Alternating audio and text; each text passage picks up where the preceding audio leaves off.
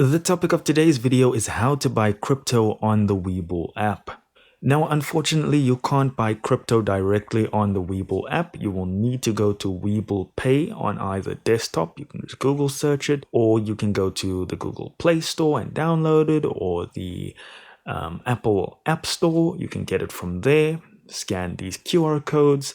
There are many ways to get Webull Pay. Now, unfortunately, Webull Pay is not supported in my country, but using the web version, I can put you on the right track. So what we want to do is we want to log in, and then we want to go to symbol name over here and type in whatever crypto you're looking for. So let's say it's Bitcoin, and then you'll see BTC has popped up. So we'll click on that. And in here, we'll be able to either buy or sell BTC from this window. And here we can choose our order types. We can choose our currency. If we click on USD on the left there, and the amount, we can just type in our amount there. And then we just want to say buy BTC.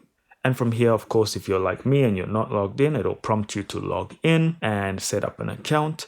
And from there, all you need to do is follow the following prompts that are about to pop up. And that is it, guys. Thank you so much for watching. Do consider liking and subscribing, and I'll see you in the next video.